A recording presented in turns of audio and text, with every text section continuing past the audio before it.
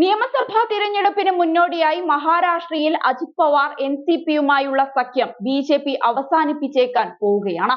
ആവശ്യം കഴിഞ്ഞപ്പോൾ പടിയടച്ച് പിണ്ടം വെക്കാൻ ഒരുങ്ങുകയാണ് ബിജെപി. ലോക്സഭാ തിരഞ്ഞെടുപ്പിലെ തിരിച്ചടികളുടെ കാരണങ്ങളിലൊന്ന് അജിത് പവാറിന്റെ പാർട്ടിയുമായുള്ള സഖ്യമാണെന്ന് കുറ്റപ്പെടുത്തുന്ന RSS മുഖപത്രത്തിലെ ലേഖനത്തിന്റെ പശ്ചാത്തലത്തിലാണ് ഈ പുതിയ അഭ്യൂഹം. ഔദ്യോഗിക പേരും ചിഹ്നവുമുള്ള എൻസിപിയെ ഒഴിവാക്കി ഷിൻഡെ ശിവസേനയ്ക്കൊപ്പം തിരഞ്ഞെടുപ്പിനെ നേരിടുമെന്നാണ് സൂചന. എൻസിപിയെ പിളർത്തി അജിത് പവാറിനൊപ്പം മത്സരിച്ചതിൽ RSSന് അതൃപ്തിയുണ്ടെന്നാണ് വിവരം. ശരത് പവാർ വിരുദ്ധതയാണ് മഹാരാഷ്ട്രയിലെ ബിജെപി അണികളുടെ പ്രധാന രാഷ്ട്രീയം. മഹാരാഷ്ട്ര കോർപ്പറേറ്റീവ് ബാങ്ക് ജലസേചന അഴിമതി ആരോപണങ്ങളുമായി ബന്ധപ്പെട്ട് അജിത് പവാറിനെതിരെയും അണികൾക്കിടയിൽ വികാരമുണ്ട്. എന്നാൽ അജിത്തുമായി കൈകോർത്തതോടെ പവാർ വിശുദ്ധ രാഷ്ട്രീയത്തിന് വീര്യം കുറഞ്ഞു എന്നു തന്നെ പറയാം.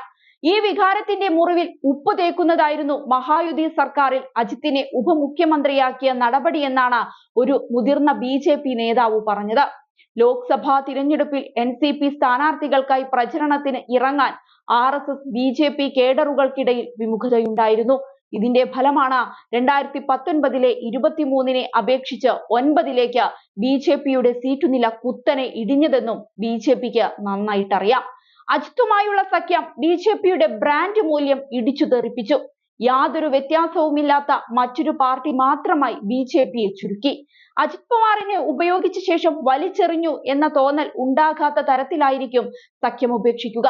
അജിത് ഒരു ബാധ്യതയാണെന്നാണ് ഫലം സൂചിപ്പിക്കുന്നത്. അതിനാൽ സഖ്യത്തെക്കുറിച്ച് പുനർചിന്തനം വേണമെന്നും മറ്റൊരു നേതാവ് ആവശ്യപ്പെടുന്നുണ്ട്. അതേസമയം തങ്ങൾ ഇപ്പോഴും NDAയുടെ ഭാഗമാണെന്ന് വ്യക്തമാക്കിയ അദ്ദേഹം നിലവിൽ NDAയുടെ അംഗബലം 284 ആണെന്നും വരും മാസങ്ങളിൽ ഇത് 300 കടക്കുമെന്നും അജിത് പവാർ അവകാശപ്പെടുന്നുണ്ട്. കേന്ദ്ര മന്ത്രിസഭയിൽ ക്യാബിനറ്റ് പദവി ലഭിക്കാത്തതിൽ അജിത് പവാർ NCP പക്ഷത്തിന് കടുത്ത നിരാശയുണ്ടെന്ന റിപ്പോർട്ടുകൾ പുറത്തുവന്നിരുന്നു. 2023 ജൂലൈയിലായിരുന്നു ശരത് പവാർ സ്ഥാപിച്ച NCPയെ പിളർത്തി ശിവസേന BJP സർക്കാരിനൊപ്പം അജിത് പവാർ വിഭാഗം ചേർന്നത്. ഇക്കഴിഞ്ഞ ലോക്സഭാ തിരഞ്ഞെടുപ്പിൽ മത്സരിച്ച 4 സീറ്റിൽ അജിത് പക്ഷത്തിന് വിജയിക്കാനായത് വെറും 1 സീറ്റിൽ മാത്രമായിരുന്നു.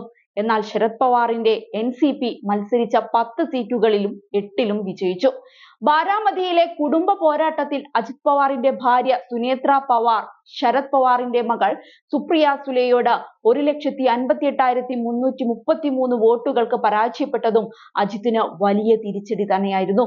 എന്തായാലും അജിത് പവാറിന് ഒരിക്കൽ പോലും ചിന്തിക്കാൻ പറ്റാത്ത തിരിച്ചടികളാണ് കിട്ടിക്കൊണ്ടിരിക്കുന്നത്.